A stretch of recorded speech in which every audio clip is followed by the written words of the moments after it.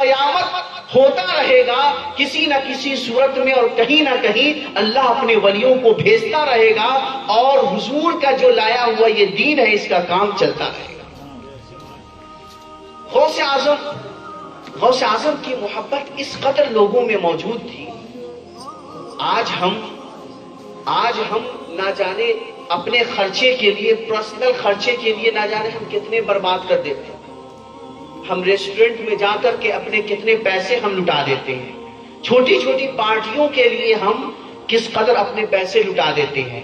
لیکن قربان جاؤ، محبت دیکھیں، ہمیشہ محبت جو ہے نا، محبت ہمیشہ اللہ تبارک و تعالیٰ نے غریبوں میں، اللہ تبارک و تعالیٰ نے ولیوں کی محبت، ایمان کی محبت سب سے زیادہ عطا کی۔ سیدنا غوث اعظم کا زمانہ ہے۔ سیدنا غوث اعظم بغداد میں تقریر فرماتے ہیں۔ پتہ ہے تقریر کا معاملہ کیا ہوا؟ سیدنا غوث اعظم شروع میں لوگوں کو تقریر نہیں کرتے تھے، لوگوں کے سامنے گفتگو نہیں کرتے تھے۔ ایک بار خواب میں سیدنا غوث اعظم نے دیکھا کہ نبی پاک صلی اللہ علیہ وآلہ وسلم تشریف لائیں اور کہا کہ بیٹے، لوگوں کو تم نصیحت کیوں نہیں کرتے؟ لوگوں کو تم نصیحت کیوں نہیں کرتے؟ لوگوں کو تم خطاب اور تقریر کر کے کیوں نہیں سمجھاتے؟ غوث اعظم فرماتے ہیں کہ حضور، نانا جان، میں ان کے سامنے، وہ لوگ عربی ہیں اور میں ایک اجمی ہوں، میں کیسے ان کے سامنے گفتگو کروں؟ اگر آپ سے کہا جائے کہ آپ جا کر انگلینڈ میں آپ جا کر لیکچر دے تو آپ دے پائیں گے؟ نہیں نہ دے پائیں گے، کیونکہ وہاں کے لوگ انگلش بولتے ہیں اور آپ ہندی بولنے والے ہیں، تو وہاں جا کر کے انگریزوں کو کیسے سمجھائیے گا؟ غوث اعظم کہاں فارسی بولنے والے اور بغداد میں کہاں لوگ عربی بولنے والے۔ سیدنا غوث اعظم نے کہا کہ نانا جان یہ کیسے ہوگا مجھ سے؟ لوگ عربی بولنے والے ہیں، لوگ عربی سمجھنے والے ہیں، اور میں ایک فارسی شخص ہوں، عربی کا کچھ کتابیں میں نے پڑھی ہیں لیکن صحیح سے بول نہیں پاتا ہوں۔ حضور میں کیا کروں؟ کیسے ان کو خطاب کروں؟ کیسے انہیں سمجھاؤں؟ اللہ کے رسول صلی اللہ علیہ وآلہ وسلم نے قسم خدا کی سنے، ایمان تازہ ہو جائے گا۔ اللہ تبارک و تعالیٰ فرماتا ہے وَإِذَا تُلِيَتْ عَلَيْهِمْ آيَاتُهُ زَادَتْ ایمانًا، سبحان اللہ۔ جب اللہ کی نشانیاں مسلمانوں کو سنائی جاتی ہے تو ان کا ایمان تازہ ہو جاتا ہے، سبحان اللہ، ان کا ایمان اور بڑھ جاتا ہے، سبحان اللہ۔ سیدنا غوث اعظم کا یہ کہنا تھا تو حضور نے کہا کہ بیٹے اپنا منہ میری طرف کریں، اللہ، سبحان اللہ۔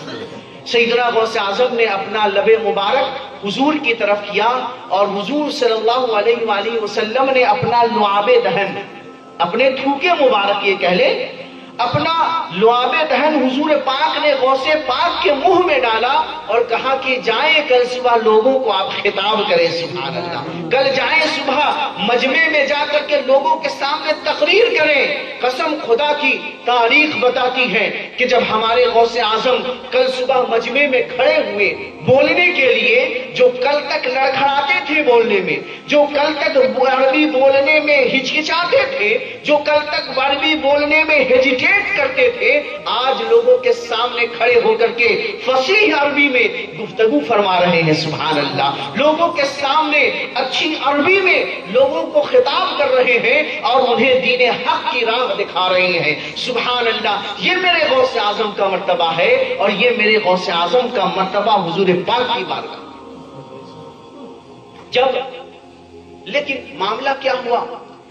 جب حضور غوث پاک خطاب کرنے لگے، اب ظاہر سی بات ہے اگر اچھی کوئی گفتگو آپ سے کرے تو آج ایک ہے، کل دو ہوں گے، دو جا کر کے دو لوگوں کو اور بتائیں گے، کہیں گے فلاں حضرت بہت اچھی باتیں بتاتے ہیں، ماشاءاللہ، ہم بھی چلیں گے اگلے دن سے، ہم بھی جا کر کے سنیں گے حضور کی باتیں، ہم بھی جا کر کے حضور سے کچھ فیض حاصل کریں گے۔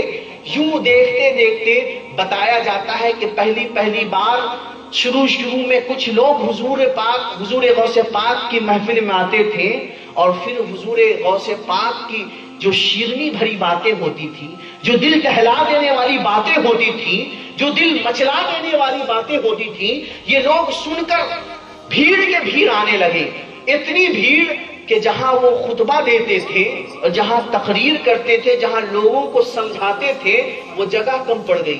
مان لیں کہ یہ جگہ ہے اور یہ جگہ میں آپ اتنے لوگ ہیں، کل ہو کر کے اتنے لوگ آ گئے کہ جگہ میں بیٹھنے کی جگہ نہ رہے، تو اب کیا کریں گے؟ ظاہر سی بات ہے کسی ایسی جگہ آپ اس مجلس کو اٹھا کر اگلے سال سے کریں گے جہاں اور زیادہ لوگ آئیں، جہاں اور زیادہ لوگ سننے کے لیے تشریف لائیں.